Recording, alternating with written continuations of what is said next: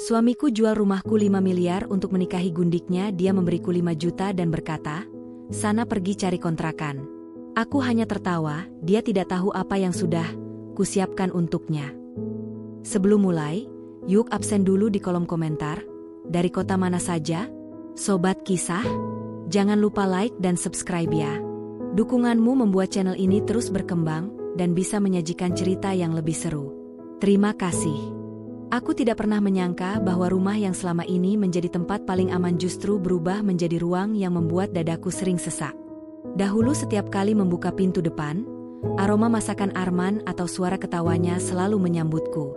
Namun kini, hanya keheningan yang menyergap, seolah dinding-dinding rumah ikut menyimpan rahasia yang tak pernah diberitahu padaku. Pagi itu aku terbangun lebih cepat dari biasanya. Langit masih gelap, sementara tirai kamar menggantung kaku tanpa gerakan angin. Arman tidur membelakangiku, napasnya berat, bukan seperti laki-laki yang terlelap damai. Sudah beberapa bulan ini ia tidur seperti itu, gelisah, seakan pikirannya tidak pernah benar-benar berhenti. Aku pernah menanyakan apakah ia sedang stres pekerjaan, tapi jawabannya selalu sama, tidak ada apa-apa. Istirahat saja. Tidak ada apa-apa. Kalimat yang terdengar sederhana, namun justru membuatku semakin curiga. Aku turun ke lantai bawah sambil mengusap wajah. Hawa dingin menyentuh kulitku, membuatku sadar bahwa tak ada suara apapun. Tidak ada musik lembut yang biasa Arman pasang, tidak ada aroma kopi. Dapur kami terasa asing, seperti tempat yang ditinggalkan pemiliknya untuk waktu yang lama. Padahal kami masih tinggal di rumah itu, setidaknya secara fisik. Ketika matahari mulai menyelinap masuk, aku menyiapkan sarapan seadanya. Aku tahu Arman tak akan banyak makan. Belakangan ini, ia hanya menyentuh piringnya sebentar lalu bangkit, seolah harus mengejar sesuatu yang tak boleh terlambat. Padahal tidak ada jadwal apapun yang berubah dari kantornya. Jam kerja tetap sama. Rutinitas tetap sama. Yang berubah hanya sikapnya, dan aku. Arman turun dari tangga. Matanya sembab, bukan karena menangis, tapi karena kurang tidur. Dia tersenyum kecil, senyum yang tidak menyentuh matanya. Pagi, ujarnya singkat. Pagi, jawabku sambil memerhatikan gerak tubuhnya. Ia duduk, mengambil roti, lalu menatap piringnya tanpa benar-benar melihat. Kamu tidak tidur nyenyak lagi? Tanyaku pelan. Arman mengusap leher belakangnya. Cuaca panas. Itu saja. Jawaban datar itu membuatku ingin bertanya lebih jauh, tetapi aku menahan diri. Selama ini setiap kali aku mencoba mengorek alasan, ia selalu tampak defensif. Seperti ada ruang dalam dirinya yang tertutup rapat untukku. Ia bangkit sebelum menyelesaikan sarapan. Aku berangkat dulu. Ada rapat pagi. Rapat pagi. Kata yang sama yang ia ucapkan hampir setiap hari belakangan ini. Aku mengantarnya sampai pintu. Saat ia melangkah keluar, rasa kosong kembali memenuhi ruang tamu, menelan suara langkahnya dengan cepat.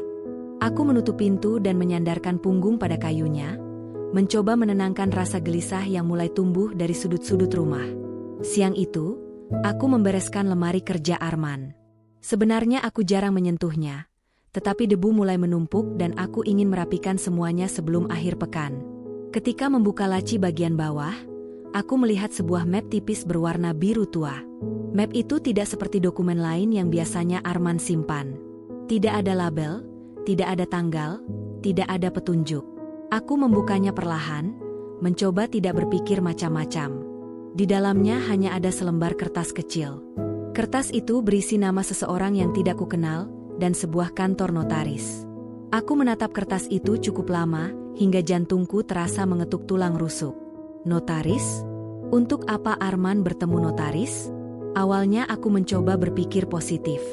Mungkin ini berkaitan dengan pekerjaannya. Mungkin Arman mengurus sesuatu untuk keluarganya. Namun hatiku berkata lain. Arman tidak pernah bercerita apapun. Bahkan ketika aku menanyakan hal-hal kecil, ia sering mengalihkan pembicaraan. Aku duduk di lantai, memegang kertas itu sambil mencoba merangkai potongan demi potongan yang tidak pernah terhubung. Semua perubahan sikapnya, malam-malam yang ia habiskan di luar, telepon yang ia matikan ketika aku lewat, ketegangan di wajahnya, semuanya terasa seperti petunjuk. Namun aku tidak ingin membuat kesimpulan terlalu cepat. Pernikahan ini sudah berjalan cukup lama, dan aku percaya Arman adalah laki-laki yang tidak akan menyakitiku. Setidaknya, itu yang selalu kupercaya. Aku mengembalikan map itu ke tempat semula, menggenggam napas panjang, dan berusaha mengusir bayangan-bayangan buruk dari pikiranku.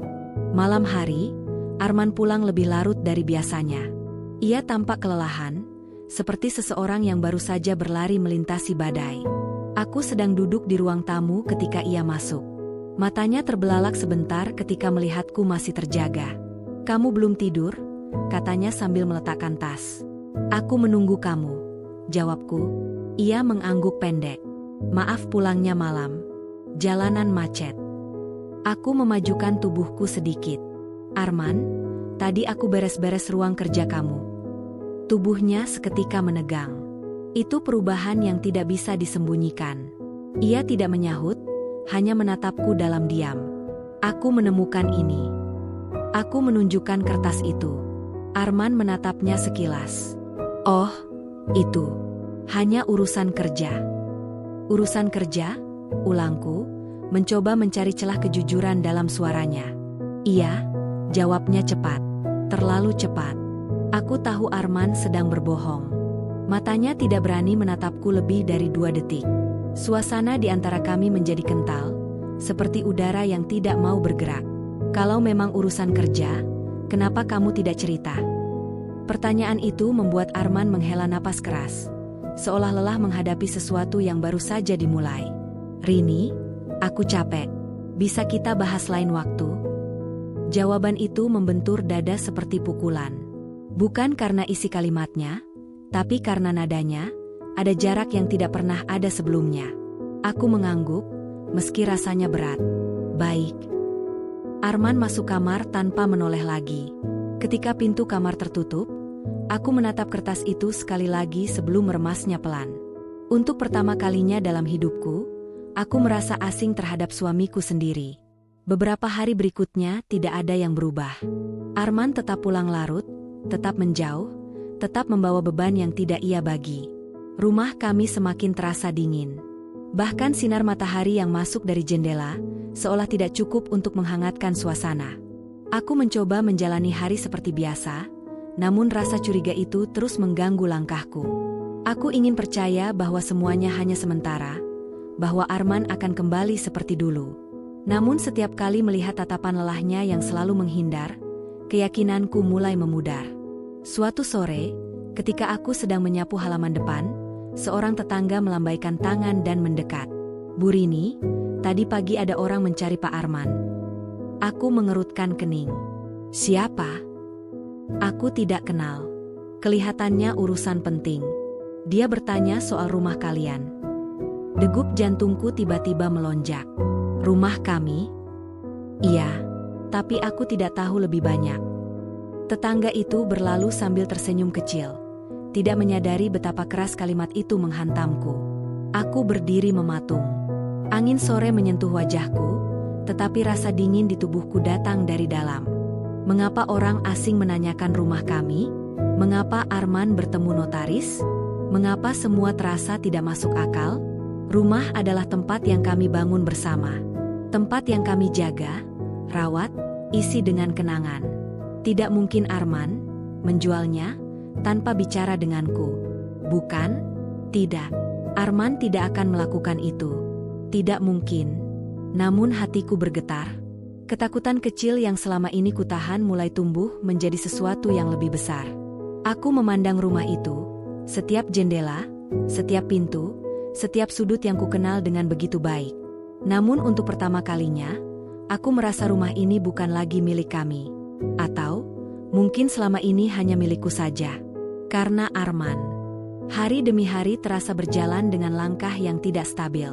Ada sesuatu dalam hidupku yang dulunya terasa utuh kini perlahan retak. Seperti lantai kayu tua yang mengeluarkan bunyi setiap kali diinjak. Aku masih berusaha menjalani rutinitas seperti biasa, tetapi pikiran tentang Arman dan semua kejanggalannya terus menghantui dari pagi hingga malam. Sejak menemukan nama notaris di map biru itu, aku merasa ada sesuatu di antara kami yang pecah, bahkan sebelum aku sempat menanyakan apapun. Arman terus menjauh, seakan menyadari bahwa rahasianya mulai mendekati permukaan. Senyumnya menjadi tipis, kata-katanya semakin sedikit, dan sorot matanya sering terlihat gelisah meski ia berusaha menutupinya. Di meja makan pagi itu, suasana seperti biasa, sunyi dan canggung. Arman duduk berhadapan denganku, tetapi pikirannya seolah berada di tempat lain. Ia mengaduk kopi tanpa benar-benar ingin meminumnya. Aku memperhatikannya diam-diam, mencoba menangkap sesuatu dari ekspresi wajahnya. "Arman," panggilku pelan. Ia menoleh, namun bukan dengan tatapan yang siap mendengarkan. Lebih seperti tatapan seseorang yang terganggu dari sesuatu yang lebih penting. "Ada yang perlu kamu omongkan?" tanyaku hati-hati. Arman mengerutkan kening. "Kenapa kamu tanya begitu?" "Aku hanya merasa kamu semakin sering melamun akhir-akhir ini, dan pulang lebih malam dari biasanya." "Kerjaan lagi banyak," jawabnya cepat, bahkan sebelum kalimatku selesai sepenuhnya. "Banyak? Atau ada sesuatu yang kamu sembunyikan?" Tanyaanku keluar begitu saja. Suara itu terdengar bergetar, bukan karena marah, tetapi karena ketakutan yang sejak lama kutahan mulai mendorong keluar. Arman menghentikan gerakan tangannya. Jeda itu berlangsung lama, lebih lama dari yang seharusnya. Tatapannya menajam, namun bukan karena emosi, melainkan karena terkejut aku berani menanyakan itu secara langsung. "Apa maksudmu?" "Beberapa hari lalu aku membereskan ruang kerja kamu," jawabku dengan hati-hati. "Aku menemukan kertas dari notaris. Lalu tetangga bilang ada orang yang menanyakan rumah kita. Aku hanya ingin kejelasan." Arman terdiam. Ia meletakkan sendok kecil di samping cangkirnya. Napasnya terdengar berat, seolah ia baru saja menerima kabar yang membuatnya harus berpikir cepat. "Kamu terlalu banyak khawatir," katanya akhirnya. "Kertas itu hanya urusan kantor. Tidak ada hubungannya dengan rumah kita." Aku menggeleng. "Kalau itu urusan kantor, kenapa kamu terlihat panik waktu aku menyebutkannya?" "Aku bukan menuduh. Aku hanya ingin tahu apa yang sebenarnya terjadi." Suara di ujung kalimatku terdengar rapuh. Arman berdiri. "Aku berangkat dulu. Telat nanti." Ia mengambil kunci mobil dan berlalu tanpa menatapku lagi. Aku tetap duduk di meja makan yang tiba-tiba terasa terlalu luas untuk dua orang. Ada yang berubah. Ada sesuatu yang Arman sembunyikan, dan ia berusaha mati-matian menjaga agar aku tidak mencapainya. Namun semakin ia menolak menjelaskan, semakin besar keinginanku untuk menggali semua yang berusaha ia tutupi. Siang harinya, aku memutuskan untuk mencari tahu lebih dalam. Jika Arman tidak mau jujur, maka hanya ada satu jalan, mencari sendiri. Aku membuka laptop, memeriksa mutasi rekening bank yang selama ini menjadi pemasukan dan pengeluaran rumah tangga kami. Beberapa transaksi terlihat wajar, belanja bulanan, tagihan listrik, dan kebutuhan sehari-hari. Tetapi ada satu hal yang mencolok. Ada penarikan jumlah besar yang tidak pernah kudengar sebelumnya. Tidak ada catatan pembelian apapun. Tidak ada bukti pengeluaran yang masuk akal. Hanya sejumlah uang besar yang hilang begitu saja. Dadaku terasa panas. "Arman, apa yang kamu lakukan?" Aku mencoba menghubungi Arman. 1 kali, 2 kali, 3 kali. Tidak diangkat. Pesan singkat yang kukirim hanya dibaca tanpa balasan. Jika dia baik-baik saja, dia pasti menjawab. Jika dia tidak menjawab, itu berarti ia memilih untuk tidak menjawabku. Aku kembali menatap layar ponsel dengan tangan bergetar. Bayangan kemungkinan buruk mulai berdatangan, dari yang masuk akal hingga yang tidak ingin kupikirkan sama sekali. Untuk apa ia menarik uang sebanyak itu? Mengapa ia pergi ke notaris? Siapa orang yang menanyakan rumah kami? Pertanyaan-pertanyaan itu menari di pikiranku, membuatku sulit bernapas.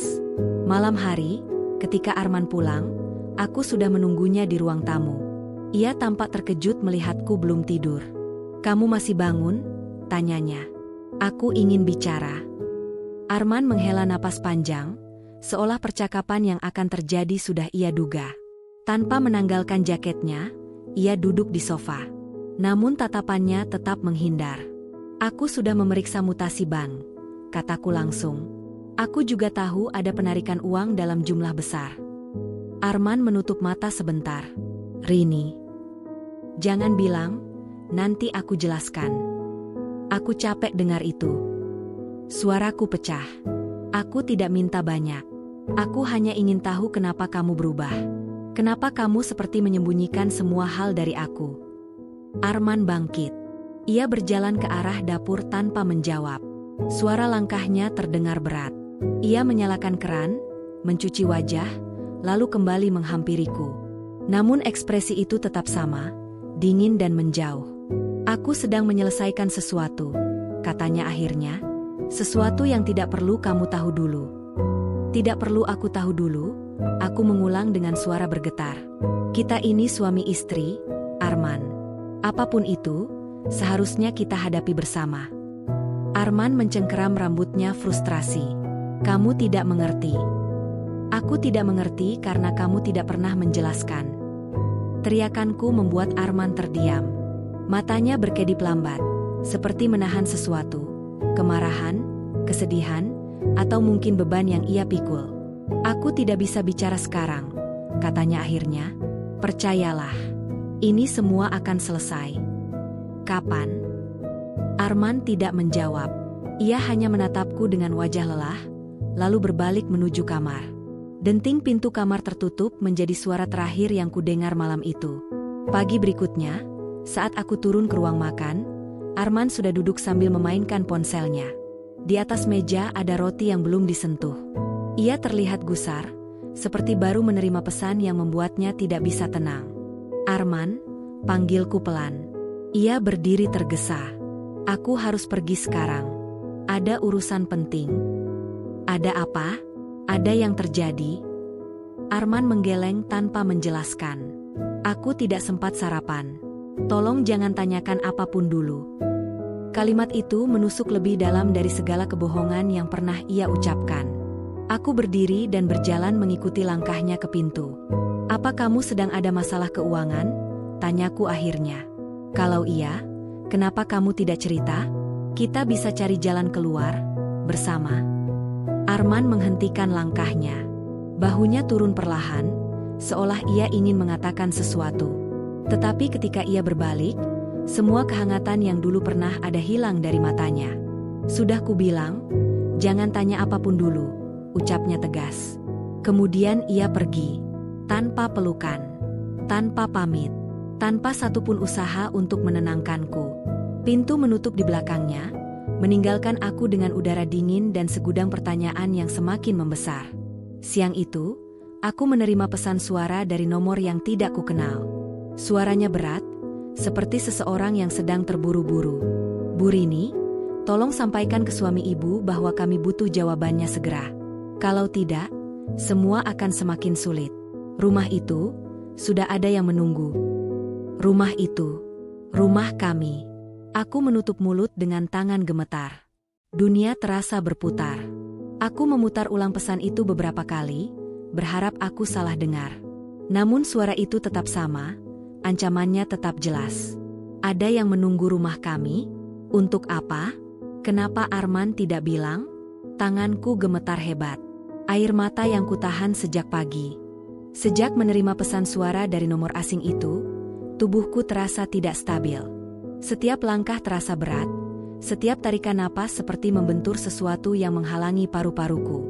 Seolah dunia yang selama ini kukenal, rumah, pernikahan, kebiasaan-kebiasaan kecil bersama Arman, tiba-tiba berubah menjadi teka-teki besar yang tidak pernah kubayangkan. Aku menatap layar ponsel di tanganku, memastikan pesan itu bukan halusinasiku. Tidak, rekaman itu nyata. Ancaman itu nyata. Dan ketidakjujuran Arman, tidak lagi sekadar kecurigaan.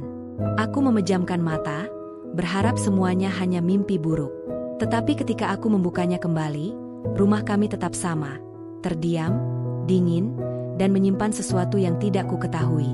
Aku harus melakukan sesuatu. Jika tidak, aku bisa kehilangan lebih banyak dari sekadar kepercayaan. Pikiranku terus berputar, tidak memberikan kesempatan bagi tubuhku untuk tenang. Setiap sudut rumah terasa seperti menatap balik kepadaku, bertanya kapan aku akan berhenti menunggu penjelasan yang tidak pernah datang. Akhirnya aku memutuskan, aku harus membuka kunci yang Arman sembunyikan. Bukan dengan kemarahan, tetapi dengan mencari tahu sendiri. Jika Arman tidak mau bicara, aku akan menemukan jawabannya melalui hal-hal yang ia tinggalkan. Langkahku membawaku ke ruang kerja Arman. Ruangan itu selalu rapi, terlalu rapi, seperti tempat yang sering dibereskan agar tidak ada jejak tersisa. Tetapi aku tahu satu hal, orang yang menyembunyikan sesuatu pasti meninggalkan sedikit celah, meski sekecil apapun. Aku menarik kursi dan duduk di depan meja. Map biru yang sebelumnya kutemukan masih berada di tempatnya. Kertas dari notaris terlipat kecil di dalamnya. Ketika aku membukanya, nama notaris itu kembali menonjok pikiranku. Nama itu terdengar asing, tetapi entah kenapa terasa penting. Aku mengambil napas panjang lalu membuka laptop Arman yang tergeletak di meja. Layar meminta kata sandi. Sebelum ini aku tidak pernah mencoba membuka laptopnya menggunakan kode lain selain tanggal pernikahan kami. Biasanya terbuka. Tapi kali ini, tidak. Jantungku berdetak cepat. Arman mengubah kata sandi laptopnya. Semenjak kapan? Aku mencoba beberapa kemungkinan lain. Nama kami, ulang tahun kami, nama ibu Arman. Semua gagal. Perubahan kecil ini terasa lebih menyakitkan daripada 1000 kata bohong. Ia benar-benar menutup pintu. Dengan gemetar, aku menutup laptop dan menatap ruangan itu lama. Di satu sisi meja ada laci kecil yang biasanya Arman kunci. Aku tidak pernah menyentuhnya sebelumnya, karena merasa itu bagian privasinya. Namun situasi sekarang jauh melewati batas. Aku membuka laci itu. Terkunci. Aku memeriksa sekitar meja, berharap menemukan kunci kecil. Tidak ada. Setelah menggeser tumpukan buku di rak, aku menemukan sebuah kotak logam tipis. Di dalamnya ada kunci kecil berwarna perak.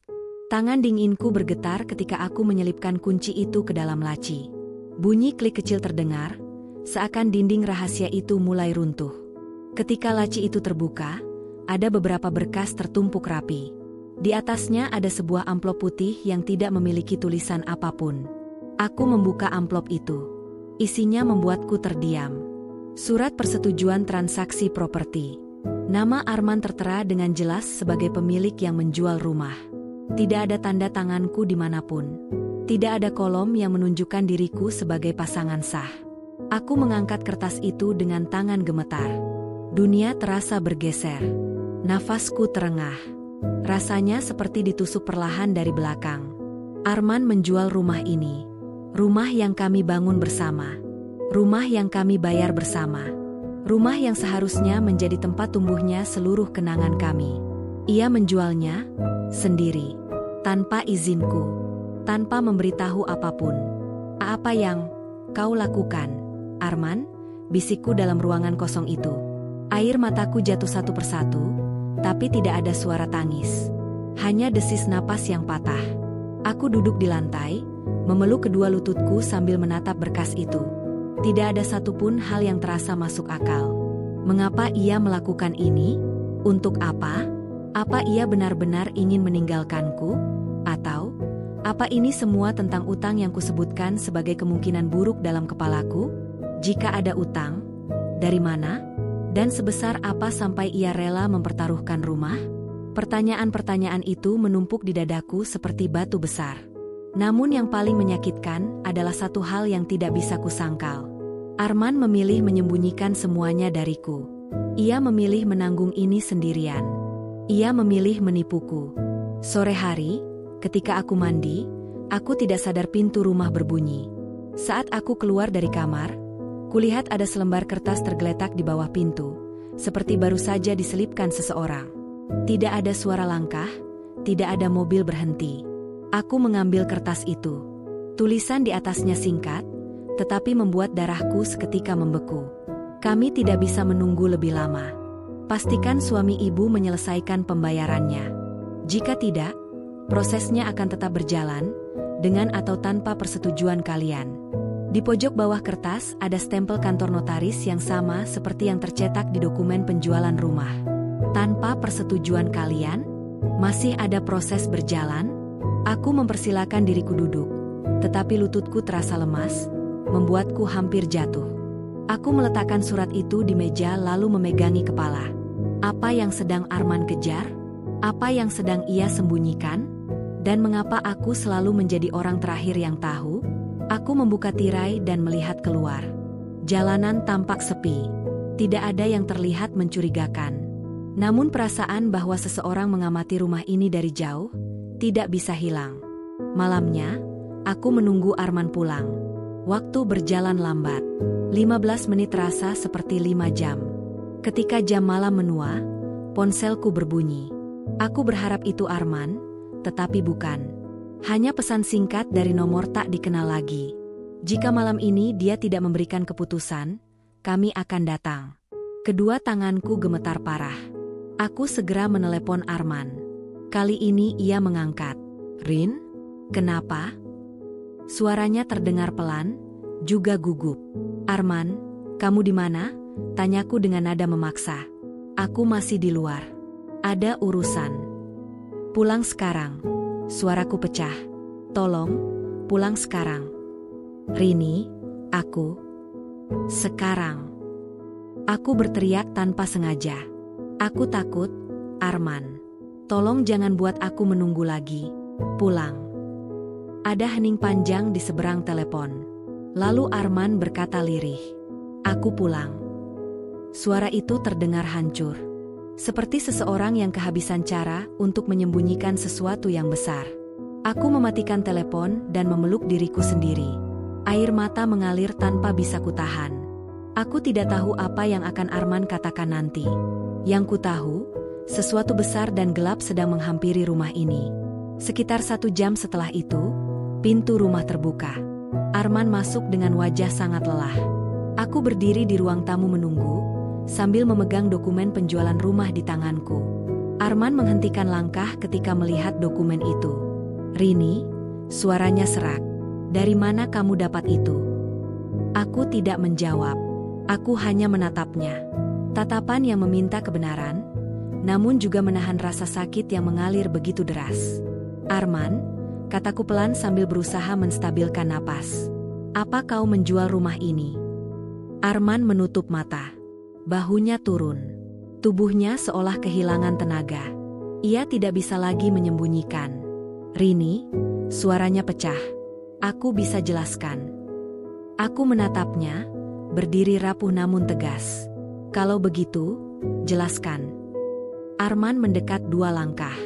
Wajahnya penuh duka, seolah ia takut kalimat berikutnya akan menghancurkan segalanya. Dan saat ia membuka mulut, aku tahu hidupku tidak akan pernah sama lagi. Aku menatap kalender dinding di ruang makan yang mulai menguning bagian pinggirnya.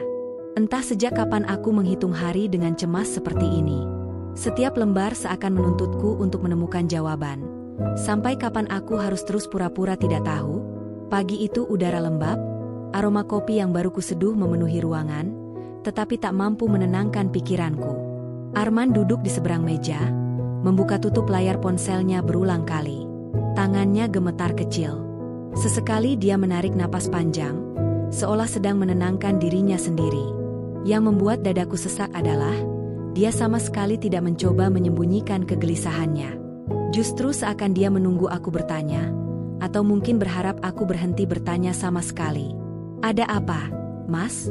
Suaraku pelan, hati-hati, seolah setiap kata bisa memecahkan sesuatu di antara kami.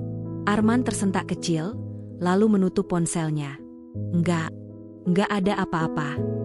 Jawaban itu lagi, nada itu lagi, kebohongan kecil yang terasa seperti tamparan berulang kali.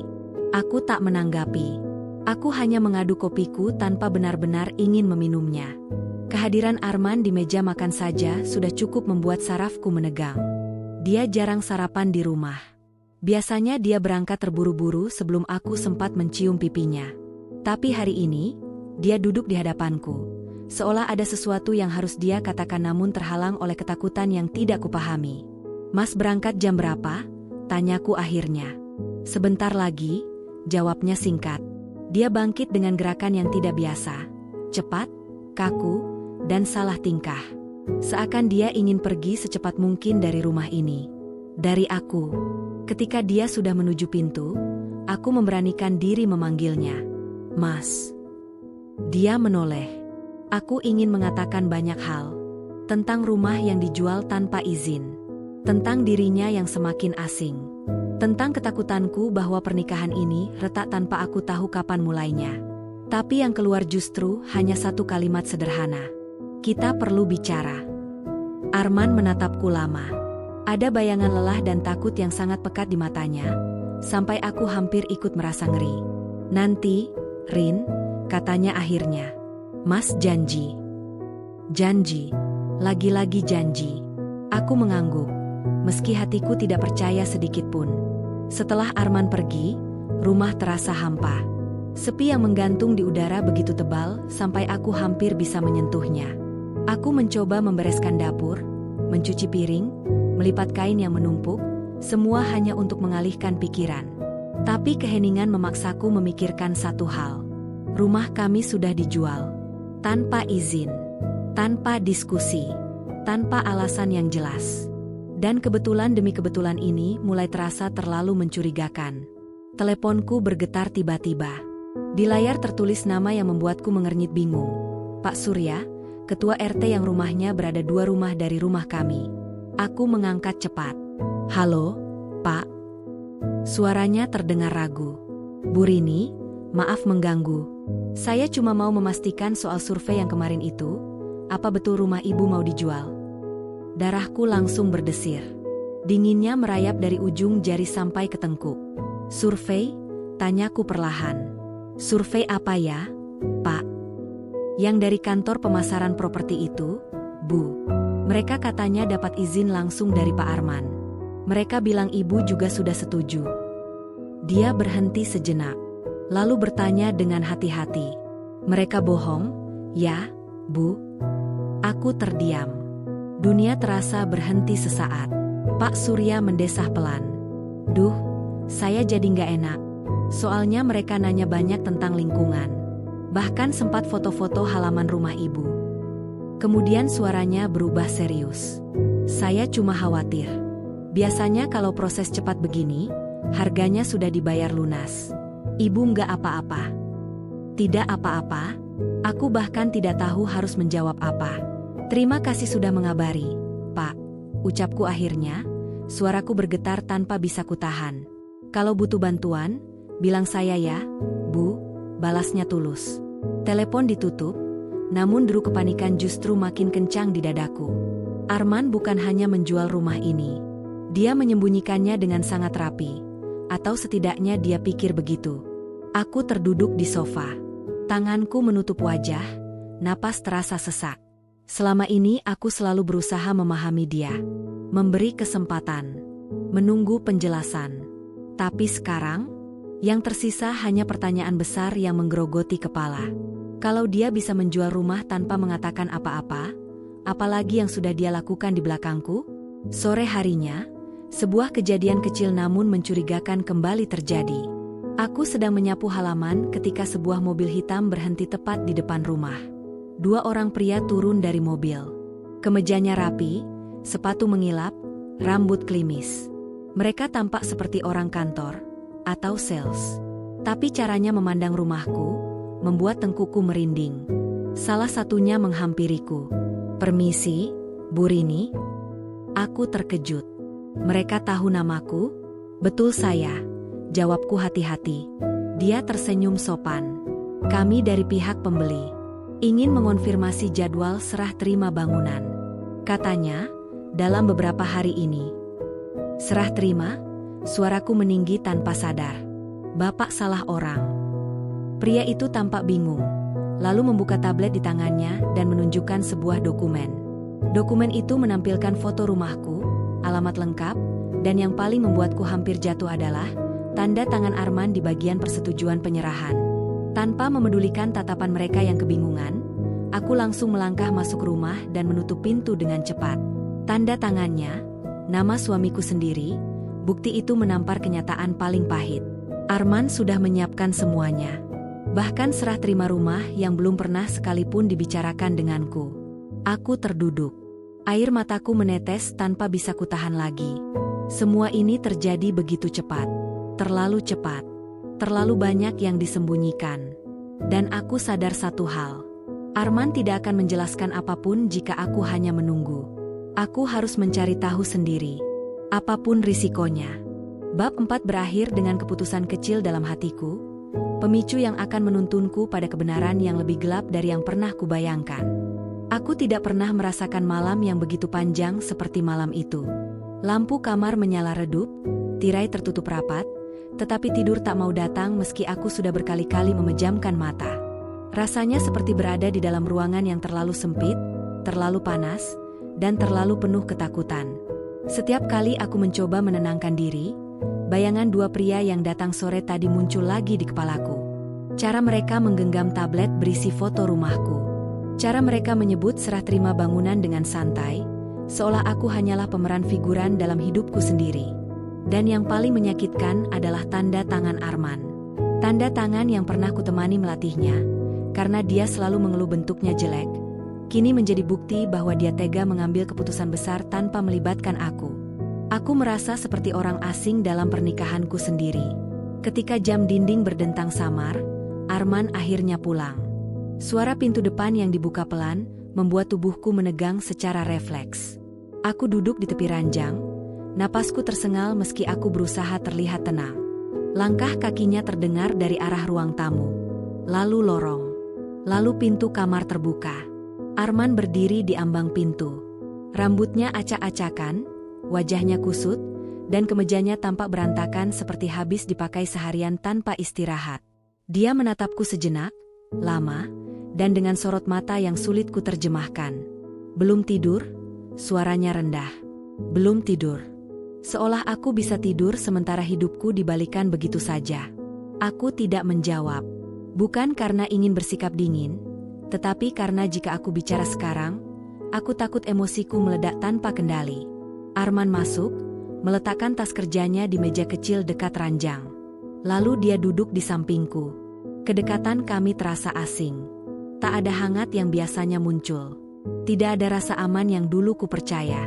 Rin, dia menghela napas berat. Aku tahu kamu lagi marah. Aku menoleh perlahan. Marah? Suaraku pecah. Mas, aku nggak cuma marah. Arman menunduk, tidak berani menatapku. Aku melanjutkan, suaraku bergetar namun tegas. Aku takut, Mas. Dia mengangkat wajahnya sedikit, kaget. Takut? Takut karena Mas menyembunyikan sesuatu. Takut karena tiba-tiba datang orang-orang yang bilang mau serah terima rumah. Takut karena aku, bahkan tidak kenal Mas lagi. Arman memejamkan mata, wajahnya dipenuhi rasa bersalah yang pekat. Tapi itu tidak cukup. Penyesalan tanpa penjelasan hanyalah luka tanpa perban. Aku memaksakan diri bertanya, meski suara seperti mau patah. Apa yang sebenarnya Mas lakukan? Dia menggenggam tanganku, tetapi aku menariknya perlahan. Arman menatapku dalam, dan untuk pertama kalinya aku melihat ketakutan yang sama, hanya dalam bentuk yang berbeda. Rin, aku janji, semuanya bakal jelas. Tapi bukan malam ini. Dadaku langsung naik turun menahan emosi. Lagi-lagi janji. Lagi-lagi nanti. Lagi-lagi menunda. Aku berdiri, melangkah menjauh. Kalau Mas nggak mau jujur sekarang, aku yang bakal cari tahu sendiri. Arman terlihat panik. Rini, jangan. Aku menatapnya tajam. Jangan apa?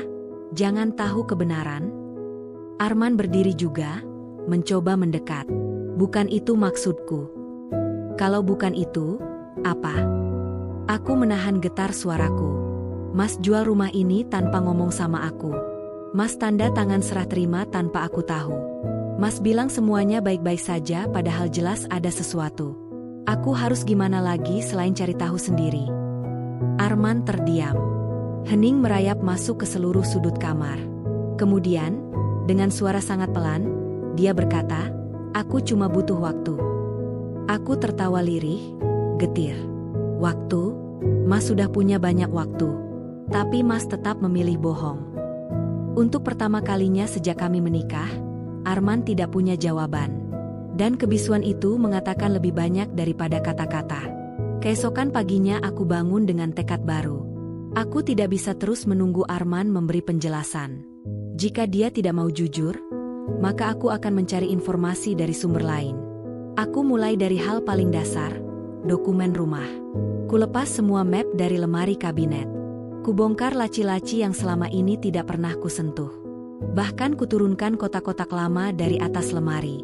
Bau debu menyesakan, tapi aku terus mencari. Setiap lembar kertas kubuka satu persatu. Sampai akhirnya aku menemukan sesuatu yang membuat tubuhku membeku. Di dalam sebuah map coklat yang tersembunyi paling bawah, ada selembar fotokopi surat perjanjian. Bukan tentang penjualan rumah, tetapi tentang utang. Jumlahnya terlalu besar untuk kuterima dengan akal sehat. Tertulis angka yang nilainya setara uang penjualan rumah. Tanganku gemetar saat membaca tanda tangan di bawahnya. Tanda tangan Arman. Lututku lemas. Aku terduduk di lantai, map jatuh dari tanganku. Debt collector? Pinjaman? Utang sebesar itu? Kenapa Arman tidak pernah cerita? Kenapa dia melakukan semua ini sendirian? Dan, dari mana semua ini bermula? Saat aku masih terpaku pada surat itu, suara notifikasi masuk dari ponselku. Bukan pesan biasa. Sebuah nomor asing mengirim foto. Foto Arman sedang berbicara dengan seseorang di sebuah tempat yang tampak seperti kantor. Wajahnya tegang. Sorot matanya gelap. Lalu pesan lanjutan menyusul. Kamu berhak tahu siapa sebenarnya suamimu. Jantungku berdegup kencang. Siapa ini? Bagaimana bisa orang asing tahu apa yang sedang terjadi di rumahku? Bagaimana mereka bisa memotret Arman? Sebelum aku sempat menenangkan diri, pesan ketiga masuk. Besok sore datang sendiri ke alamat yang aku kirim. Kalau kamu mau tahu kebenaran, jangan ajak siapapun, termasuk suamimu. Aku menatap layar ponsel lama. Alamat itu bukan tempat yang kukenal. Dunia di sekelilingku terasa semakin berguncang. Kebenaran yang kucari, sepertinya jauh lebih berbahaya dari yang kubayangkan. Aku menatap layar ponsel itu lama, lebih lama dari seharusnya. Setiap kata dari pesan misterius tadi seperti mengetuk saraf-saraf di kepalaku, membuat seluruh tubuhku terasa dingin. Alamat yang dikirim bukan tempat yang kukenal. Bahkan nama jalannya terdengar asing, seperti lokasi yang sengaja dipilih agar tidak mudah ditemukan. Aku duduk di lantai, masih memegang surat utang Arman yang kutemukan di map coklat itu. Tangan kiriku menggenggam pinggir kertas, sementara tangan kananku menggenggam ponsel erat-erat. Dua benda kecil itu terasa seperti batu besar yang menekan dadaku.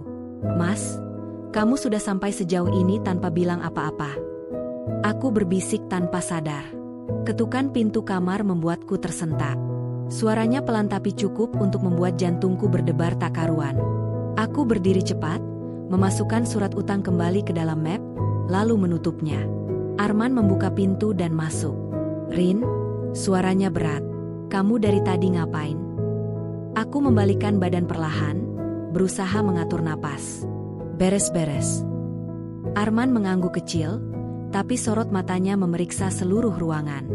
Dia melihat map-map berserakan di meja, tetapi tidak bertanya.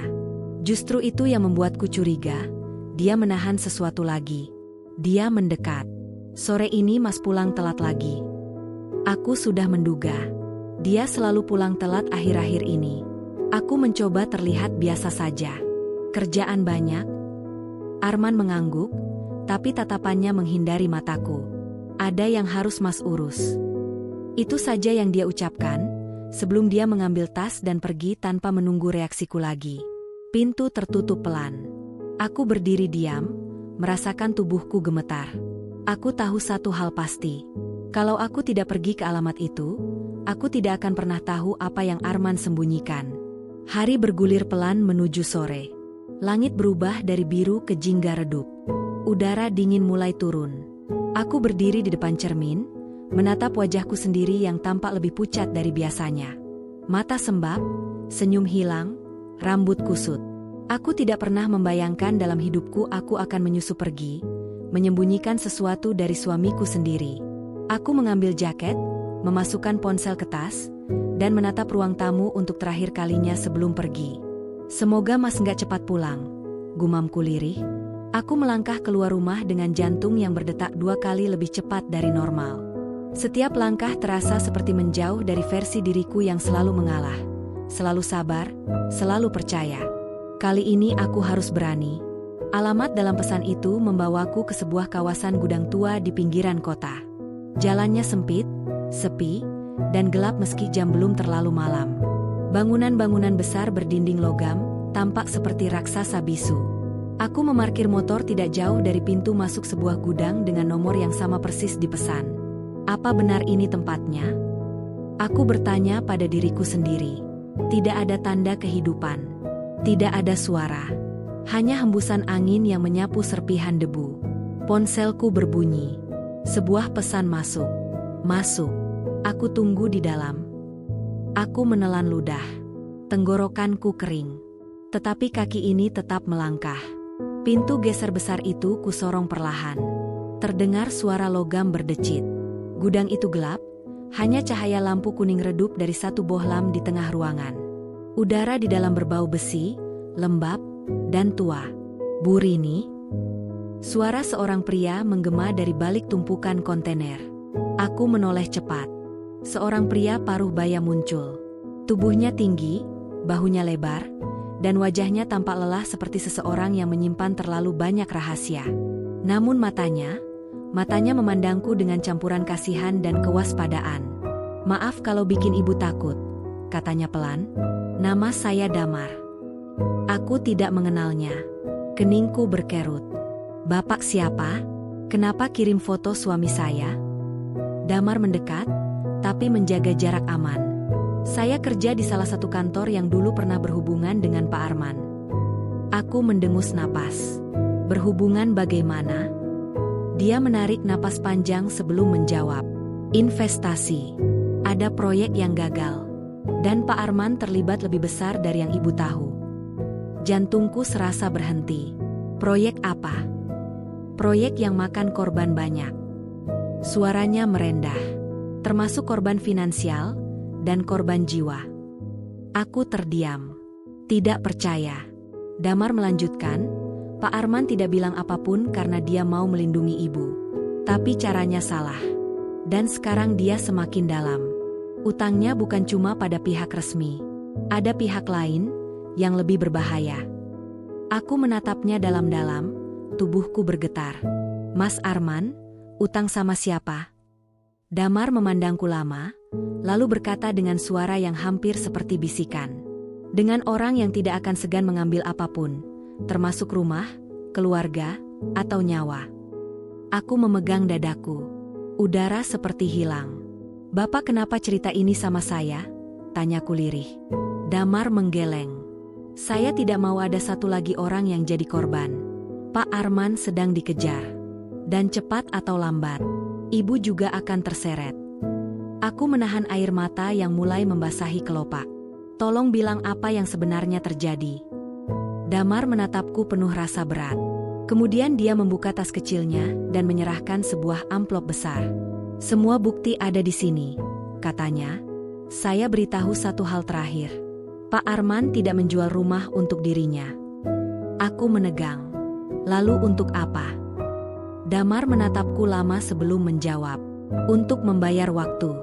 Waktu agar dia bisa memastikan ibu aman sebelum semuanya meledak. Aku menutup mulut dengan tangan. Sok. Damar melanjutkan lirih. Dan maaf, sepertinya waktunya sudah hampir habis. Sebelum aku sempat bertanya lebih jauh, dari luar terdengar suara mobil mendekat dengan cepat. Ban berdecit keras. Suara pintu mobil dibanting. Langkah kaki banyak orang menghantam beton gudang. Damar menegang. Wajahnya pucat. Mereka datang terlalu cepat. Aku membeku. Siapa? Dia menarik lenganku, panik. Ibu harus keluar dari sini sekarang. Lari. Jangan tanya apapun lagi. Aku hampir tak bisa bergerak. Suara langkah-langkah itu semakin dekat, semakin keras, bergema memenuhi ruangan. Damar mendorongku menuju pintu samping. Pergi, Bu. Sekarang. Pak. Cepat. Suara pintu utama gudang digedor keras. Damar menoleh ke arah itu, wajahnya tegang. Ada pintu kecil di sudut kanan. Lari sejauh mungkin. Jangan pulang. Dan jangan percaya siapapun, bahkan suami ibu. Setidaknya, tidak untuk malam ini. Aku berlari. Jantungku menghantam dada. Kakinya gemetar. Pintu samping kudorong sekuat tenaga, dan aku keluar ke lorong sempit di samping gudang. Di belakangku terdengar suara teriakan. Suara orang berlari masuk. Suara sesuatu terjatuh. Aku tidak menoleh. Tidak berani. Yang kupikirkan hanya satu hal. Jika Damar benar, maka aku dan Arman sudah berada jauh lebih dalam di neraka daripada yang pernah kubayangkan. Begitu pintu mushola tertutup rapat di belakangku, aku bersandar pada dindingnya. Nafasku tercekat, tangan masih gemetar. Aku tidak tahu lagi harus bagaimana menghadapi semua ini. Seumur hidup aku tak pernah dibentak, dipermalukan, dan diperlakukan seolah-olah aku sampah, seperti hari ini. Tapi bukan hinaan warga tadi yang paling menyakitkan. Bukan juga tatapan kasihan atau bisik-bisik, maling miskin, di belakang punggungku. Yang paling menusuk adalah mata Bu RT. Tatapannya saat melihatku seolah berkata, "Aku tahu kenapa kau terus saja dicurigai, Rin."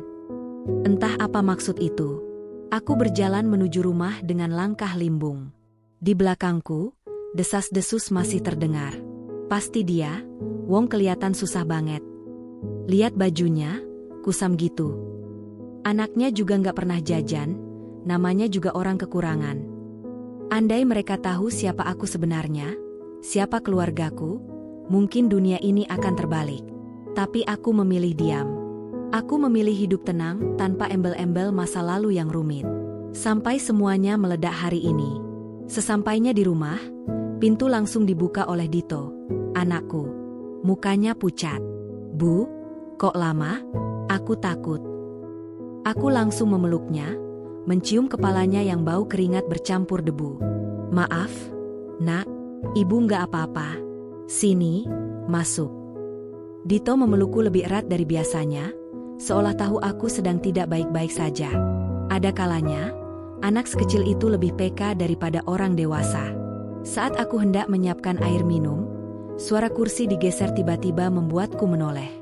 Pak Waridin berdiri di depan pintu dapur, tangan bersedekap, wajahnya tegang, jauh lebih tegang dibanding biasanya.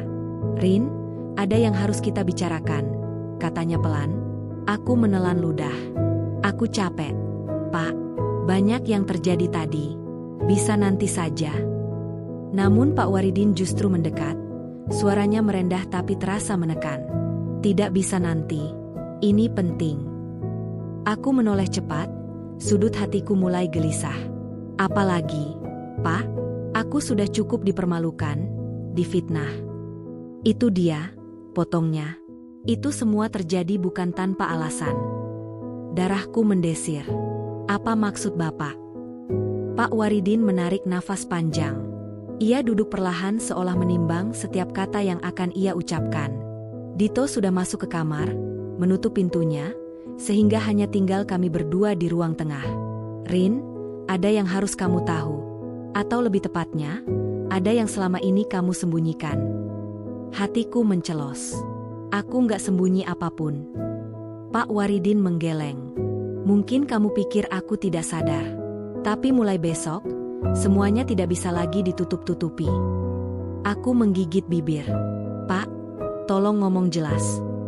Ia menatapku lama sekali, tatapan yang membuat kulitku merinding. "Besok pagi, polisi mau ke kampung ini." Aku membeku. "Polisi?" "Iya," jawabnya pelan. "Mereka mau menemuimu, Rin."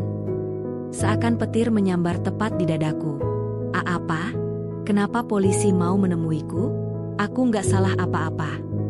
Pak Waridin menghela nafas berat, dan kalimat berikutnya membuat seluruh tubuhku panas dingin. "Karena nama kamu muncul dalam penyelidikan, dan mereka curiga kamu, bukan orang biasa." Darahku serasa berhenti mengalir. "Aku? Apa?" Pak Waridin menatapku dalam-dalam, suaranya nyaris bergetar. "Rin, siapa sebenarnya kamu? Dan apa hubunganmu dengan kasus besar yang dulu sempat mengguncang kota ini?" Langit-langit rumah berputar. Kakiku gemetar. Aku terbatuk menahan panik. Tidak. Bagaimana semuanya bisa sampai ke tahap ini? Bagaimana masa lalu yang mati-matian kuhindari bisa muncul lagi? Pak Waridin mencondongkan tubuhnya. Kamu harus jujur sekarang, katanya, sebelum polisi datang, dan semuanya terlambat. Jantungku berdentum keras, sekeras suara nasib yang mendesak ingin terbongkar. Dan pada saat itulah, aku sadar. Fitnah gas melon ini bukan apa-apa dibanding badai besar yang akan datang. Aku membeku di atas kursi reot itu, mencoba memahami kalimat Pak Waridin barusan. Polisi. Penyelidikan. Nama aku muncul. Bukan orang biasa. Semuanya terdengar seperti mimpi buruk yang kubenci. Mimpi buruk yang sudah bertahun-tahun kubenamkan dalam-dalam, jauh dari hidupku yang sederhana ini. Aku berusaha mengatur napas. Pak, aku nggak ngerti maksud Bapak. Kasus apa? Aku cuma ibu rumah tangga biasa. Pak Waridin menatapku dengan sorot mata yang terlalu dalam untuk kukendalikan. Ia tidak terlihat marah. Ia tidak terlihat curiga. Yang terlihat justru kekhawatiran. Bukan sebagai ketua RT, tapi sebagai seorang bapak yang tahu sesuatu yang tak seharusnya. Kamu pikir aku nggak mengenali wajahmu, Rin? Suara Pak Waridin akhirnya pecah. Aku tersentak. Darahku langsung surut ke kaki. Apa maksud Bapak? Tanyaku dengan suara bergetar. Pak Waridin meraih sesuatu dari saku kemejanya. Bukan pisau. Bukan surat. Justru, sebuah foto kecil, lusuh, yang tampaknya sudah lama disimpan. Saat ia letakkan di meja, tubuhku langsung lemas. Foto itu. Foto yang seharusnya sudah hilang bertahun-tahun lalu. Aku di sana, dengan rambut lebih panjang, wajah pucat, mata penuh ketakutan. Bersama beberapa orang berseragam. Aku nemu ini di arsip lama balai desa, kata Pak Waridin. Dulu kampung ini pernah dipakai transit saksi perlindungan. Dan wajahmu, persis seperti salah satu perempuan yang masuk daftar perlindungan itu. Aku menutup mulutku. Jantungku menjerit lebih keras dari sebelumnya. Tidak lagi. Nama aslinya, lanjut Pak Waridin pelan. Bukan Rini. Aku terisak tanpa suara. Tolong, jangan lanjut. Aku nggak mau nuduh kamu macam-macam, katanya lagi. Tapi polisi tadi siang datang ke kantor kelurahan. Mereka bilang mau memastikan soal identitas seseorang yang kemungkinan tinggal di kampung ini. Begitu kutanya ciri-cirinya, semuanya cocok dengan dirimu. Aku memejamkan mata. Air mata hangat jatuh tanpa bisa kutahan. Pak, aku cuma pengen hidup tenang, kataku. Tanpa masa lalu. Tanpa nama lama. Tanpa semua itu. Pak Waridin menatapku lama. Kalau begitu, jelasin ke aku. Biar aku tahu harus bagaimana kalau polisi datang besok. Aku memeluk diriku sendiri. Mengumpulkan sisa keberanian yang tersisa. Aku, dulu, suaraku tercekat. Bahkan setelah bertahun-tahun, rasanya tetap seperti menggores luka lama. Aku bukan saksi biasa, Pak. Pak Waridin menegak. Lalu kamu siapa? Aku menelan ludah. Suaraku terputus-putus. Aku, saksi kunci kasus penggelapan dan korupsi besar. Yang melibatkan orang-orang berpengaruh. Ruangan langsung terasa dingin. Seakan udara berhenti mengalir. Orang-orang itu sekarang sedang dicari lagi. Dan, mereka tahu aku belum pernah ditemukan. Pak Waridin memijit pelipisnya, kaget bukan main. Ya Allah, Rin, jadi selama ini kamu... Aku mengangguk kecil, air mata terus mengalir. Aku kabur dari program perlindungan saksi. Karena, seseorang yang seharusnya melindungi malah coba menjual informasi tentangku. Pak Waridin menutup mulut, syok. Kamu hidup sendirian dengan anakmu, sambil bawa beban sebesar itu. Aku mengangguk, lemah. Aku pikir, kampung ini cukup jauh. Aman. Nggak ada yang bakal tahu. Tapi aku salah. Sangat salah. Bahkan fitnah gas melon tadi hanya awal dari badai. Pak Waridin akhirnya bicara lagi. Nanti, kalau polisi datang, apa kamu siap? Aku menggeleng cepat. Kalau polisi itu dari pihak yang salah, aku habis. Pak. Pak Waridin menarik napas panjang. Lalu, tanpa kuduga, ia berdiri, berjalan ke arahku, dan meletakkan tangannya di pundakku. Sampai aku tahu kebenaran utuhnya, kamu dan Dito aman di sini. Aku nggak bakal biarin siapapun sentuh kalian. Aku Aku membeku. Tidak menyangka orang yang awalnya sekali menegurku soal fitnah gas melon, sekarang berubah menjadi satu-satunya pelindungku. Namun sebelum aku sempat mengucapkan terima kasih, suara pintu kamar Dito terbuka. Bu. Suara Dito kecil, tapi panik. Ada orang di depan rumah, pakai jaket hitam. Dari tadi ngintip ke arah kita. Aku dan Pak Waridin langsung saling menatap. Dunia seolah berhenti berputar. Karena itu berarti, mereka sudah mulai mencariku. Darahku langsung berdesir. Kata-kata Dito seolah menghantam dadaku dengan kekuatan penuh. Ada orang di depan rumah. Jaket hitam. Mengintip. Aku berdiri begitu cepat kursi di bawahku hampir terbalik. Dito, kamu lihat jelas wajahnya? Tanyaku, suaraku parau. Dito menggeleng pelan. Nggak jelas, Bu, tapi dia dari tadi mondar-mandir. Terus tiba-tiba berhenti, kayak ngeliatin rumah kita. Pak Waridin langsung bergerak keluar, tapi aku refleks menarik lengannya. Pak, jangan keluar dulu. Kita nggak tahu dia siapa. Pak Waridin menatapku, mata tua itu penuh ketegasan. Tenang, Rin.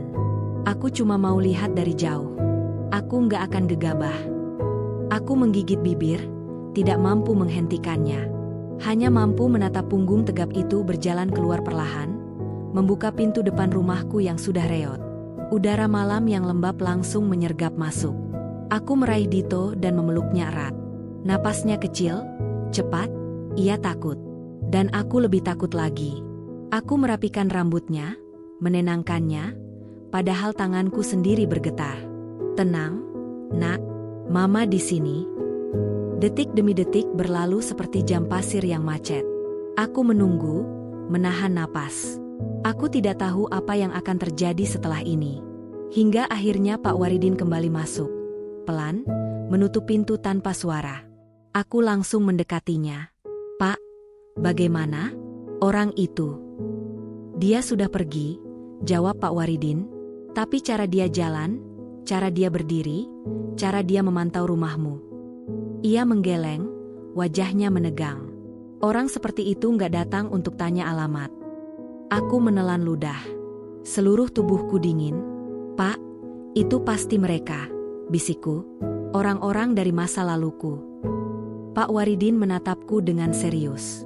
Kita nggak bisa nunggu sampai mereka datang lagi. Kamu harus cerita semuanya.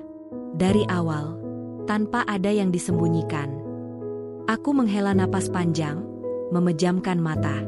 Ruang tamu yang sempit itu seperti menutup di sekelilingku. Namun jika aku tidak bicara malam ini, semuanya bisa hancur. Aku akan cerita, kataku akhirnya. Tapi sebelum itu, Dito harus tidur dulu. Dito langsung memelukku lebih erat. Aku takut tidur, Bu. Hatiku mencelos. Anak sekecil itu tidak pantas memikul ketakutan sebesar ini. Pak Waridin membungkuk dan menyentuh bahu Dito. Kamu nggak usah takut, Nak. Bapak di sini. Bapak jaga kalian. Untuk pertama kalinya malam itu, Dito sedikit tenang. Ia masuk ke kamar dengan langkah kecil, masih menoleh berkali-kali seolah takut aku akan hilang. Ketika pintu kamar tertutup, aku duduk kembali di kursi. Kursi yang sama ketika aku dituduh mencuri gas melon. Tapi sekarang masalahnya berkali-kali lipat lebih besar. Pak Waridin duduk di depanku. Baik. Sekarang ceritakan semuanya. Aku ingin tahu siapa yang mengejarmu, apa hubungannya dengan polisi tadi, dan siapa sebenarnya kamu. Aku menarik napas panjang. Nama asliku, bukan Rini, kataku lirih. Aku menjalani perlindungan saksi setelah memberikan kesaksian dalam kasus besar. Aku melihat sesuatu yang seharusnya tidak aku lihat. Pak Waridin mengangguk pelan. Kasus korupsi pemerintahan itu, ya? Aku tertegun. Bapak tahu? Ia tersenyum kecut. Berpuluh tahun hidup sebagai ketua RT, aku terbiasa mengikuti berita. Dan saat kusadari wajahmu mirip saksi yang hilang itu, aku mulai paham. Aku menggigit bibir. Tapi aku kabur dari perlindungan saksi. Karena salah satu petugas yang harusnya mengamankan aku justru berusaha menjual informasi tentang lokasiku. Pak Waridin mengepalkan tangan. Pengkhianat. Sejak itu aku bersembunyi. Lanjutku, suara bergemetar. Ganti nama. Pindah-pindah. Sampai akhirnya aku sampai di kampung ini. Aku pikir, aku aman. Dan sekarang? Pertanyaan Pak Waridin menggetarkan dada. Aku menunduk. Sekarang, seseorang menemukan jejakku lagi. Keheningan menyelimuti ruangan. Lampu temaram membuat bayang-bayang di dinding tampak seperti tangan-tangan mengancam yang siap meraihku kapan saja. Pak Waridin akhirnya berdiri perlahan. Kamu harus keluar dari kampung ini dulu. Minimal untuk beberapa hari. Kita cari tempat aman. Aku menatapnya dengan mata berkaca-kaca. Pak, aku nggak punya siapa-siapa lagi. Sekarang kamu punya aku, ujarnya tegas. Dan bukan karena aku ketua RT. Tapi karena kamu ibu dari anak kecil yang gak salah apa-apa. Hatiku runtuh mendengar itu. Namun sebelum aku sempat menjawab, tiba-tiba terdengar suara langkah di luar rumah. Tok, tok, tok. Pintu depan diketuk. Sekali. Kemudian 3 kali. Aku langsung menutup mulutku, menahan napas. Pak Waridin memberi isyarat agar aku diam. Siapa itu jam segini? Bisikku ketakutan. Pak Waridin mendekati jendela, mengintip perlahan. Lalu wajahnya berubah pucat. Rin, suaranya lirih. Itu bukan warga sini. Darahku langsung hilang dari tubuh. Mereka datang. Lebih cepat dari yang kukira. Dan aku belum siap kehilangan segalanya. Ketukan di pintu itu tidak berhenti. Tok, tok, tok. Iramanya pelan, tapi penuh tekanan. Seolah orang yang berdiri di luar sana tahu persis ketakutan yang mulai merayap di dadaku. Aku memegang dada, jantungku berdegup tak karuan. Pak, gimana ini? Bisikku. Pak Waridin mengangkat tangan, memberi isyarat agar aku tetap diam. Ia mengambil langkah hati-hati menuju pintu, menahan napas, lalu kembali mengintip lewat celah jendela. Detik berikutnya, wajahnya langsung berubah kaku. 2 orang. Jaket hitam. Helm full face, gumamnya hampir tak terdengar. Mereka bukan warga sini, dan bukan orang yang datang untuk hal baik. Aku menggigit bibir sampai terasa asin. Dito masih di kamar. Kalau mereka masuk. Tidak, aku tidak boleh panik. Aku harus tetap sadar. Pak, kita harus pergi, bisikku cepat. Sekarang, lewat pintu belakang. Pak Waridin mengangguk cepat. Ia berjalan pelan ke arahku, meraih tanganku yang dingin, lalu menarikku bangkit. Namun sebelum langkah kami sampai ke dapur, suara dari luar itu berubah. Bukan ketukan lagi, melainkan suara benda berat menghantam pintu depan. Bruk, bruk. Aku memekik pelan dan langsung memukul mulutku agar tidak bersuara. Tubuhku bergetar. Mereka mencoba mendobrak pintu. Dito, anakku pasti mendengarnya. Aku berlari kecil ke kamar tempat Dito tidur. Benar saja, anak itu sudah berdiri di sisi ranjang. Matanya ketakutan. Bu, suara apa itu? Ada orang mau masuk ya? Bu, aku takut. Aku langsung memeluknya, mencium kepalanya. Nak, dengar mama. Suara aku bergetar, tapi aku mencoba tersenyum. Kita harus pergi. Sekarang. Dito mengangguk. Meski tubuh kecilnya lemas ketakutan. Pak Waridin muncul di ambang pintu kamar membawa selimut tebal. Kita keluar lewat belakang, katanya tegas. Kalau mereka berhasil jebol pintu depan, kita cuma punya hitungan detik. Suara hantaman kembali terdengar. Lebih keras, lebih agresif, lebih dekat. Kami bertiga bergerak secepat mungkin melewati dapur, menuju pintu kayu kecil yang menghubungkan ke kebun belakang. Tapi ketika Pak Waridin meraih gagangnya, pintu itu tidak bergerak. Seolah ada sesuatu yang mengganjal dari luar. Hah? Pak Waridin mencoba mendorong sekali lagi. Tidak bisa. Jantungku langsung serasa pecah. Mereka ngeblokir pintu belakang juga? Pak, kita kejebak. Tenang. Seru Pak Waridin sambil memeriksa ventilasi kecil di atas pintu. Raut wajahnya berubah tegang. Ada kayu besar disandarkan dari luar. Ini disengaja. Aku langsung merasa lututku lemas. Mereka sudah mengawasi rumah ini sejak lama. Bruk. Suara pintu depan semakin brutal. Hanya masalah waktu sampai kayu rapuh itu pecah. "Pak," seruku panik. "Kita harus keluar dari jendela kamar atau apa saja." Pak Waridin berpikir cepat, lalu ia menarik kami kembali ke ruang tamu. Sambil berlari, ia membuka lemari besar di sudut ruangan, lemari tua yang biasanya kupakai menyimpan bahan makanan. "Masuk sini dulu," katanya. "Nanti aku hadapi mereka di luar." Aku pura-pura nggak tahu bahwa kamu ada di dalam lemari. Aku menggeleng keras. "Pak, jangan. Mereka bisa nyakitin Bapak. Lebih baik aku yang hadapi daripada mereka langsung ketemu kamu dan anakmu." Tapi sebelum kami sempat berdebat, pintu depan jebol, serpihan kayu beterbangan. Angin malam menerobos masuk, dan 2 orang bertubuh besar masuk tanpa suara. Dengan wajah tertutup helm hitam. Gerakan mereka tenang, tepat, berpengalaman. Ini bukan orang biasa. Ini orang-orang yang pernah kucoba lari darinya selama bertahun-tahun. Pak Waridin mendorong aku dan Dito masuk ke dalam lemari, menutup pintu perlahan, menyisakan celah kecil agar kami bisa bernapas. Aku memeluk Dito erat. Napasnya putus-putus. Aku bisa merasakan tubuhnya gemetar di dadaku. Dari celah sempit, aku melihat bayangan keduanya bergerak masuk. Langkah mereka berat. Sepatu bot hitam menginjak serpihan kayu. 1 orang langsung memeriksa ruang tamu. Satunya lagi berjalan ke arah kamar Dito. Pak Waridin berdiri tegak di tengah ruangan, mencoba terlihat biasa.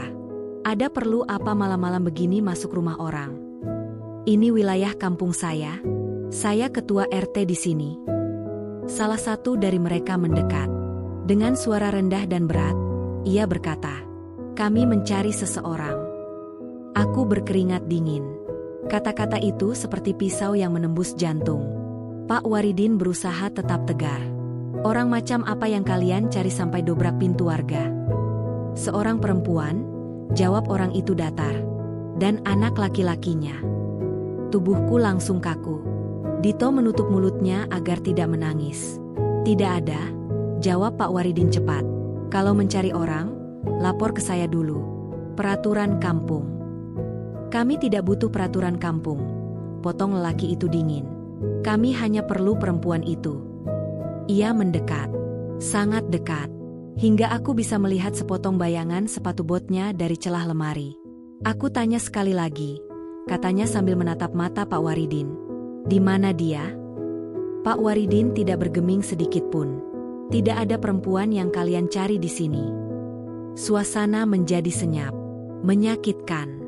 Berbahaya. Lalu, tanpa peringatan, orang itu meraih kerah baju Pak Waridin. Aku hampir menjerit. "Kalian pikir aku datang dari jauh hanya untuk dibohongi seorang ketua kampung?" Suaranya menusuk udara. "Buka mulutmu, atau kami buat seluruh rumah ini berantakan." Pak Waridin tidak menyerah. "Kalau kalian merusak rumah warga saya lagi, kalian yang akan berurusan dengan polisi." Lelaki itu tertawa pendek. "Polisi tidak akan campur tangan dalam urusan kami." Aku semakin ketakutan. Mereka benar-benar bukan orang sembarangan. Saat itu, salah satu dari mereka bergerak menuju lemari tempat aku bersembunyi. Setiap langkahnya mendekat membuat jantungku serasa berhenti. 3 langkah lagi. 2 langkah lagi. 1 langkah lagi. Tangannya terulur ke gagang lemari. Aku menggenggam tangan Dito lebih kuat. "Tolong jangan buka. Tolong," bisikku dalam hati. Namun sebelum lelaki itu sempat membuka, suara motor meraung keras dari luar rumah. Kemudian suara teriakan. "Pak Waridin, Rini, kalian aman?" Aku mengenali suara itu. Tangisku hampir pecah. Itu suara Arman. Dalam hitungan detik, 2 lelaki misterius itu saling berpandangan. Mereka bergerak cepat ke pintu depan, tidak jadi membuka lemari. Tanpa satu kata pun, mereka pergi secepat mereka datang. Pak Waridin berdiri di tengah ruangan, terduduk lemas setelah mereka menghilang. Aku menahan napas beberapa detik sebelum akhirnya membuka pintu lemari. Aku berlari keluar, masih memeluk Dito. Ketika aku keluar rumah, di sana Arman berdiri. Wajahnya pucat, matanya panik. Ia melihatku dan langsung berlari menghampiri. "Rin, kamu nggak apa-apa?" Dito mana? Dia memeluk kami berdua seolah tidak ingin melepaskan. Aku ingin marah. Aku ingin bertanya. Aku ingin tahu kenapa ia muncul malam ini. Tapi yang keluar dari mulutku hanya satu kalimat. Men, mereka sudah menemukan aku. Arman menarik napas panjang. Tatapannya muram. Namun kali ini, tatapan itu jujur. Aku tahu, katanya pelan. Itu sebabnya, aku datang malam ini. Karena mulai malam ini, kita tidak bisa lari lagi.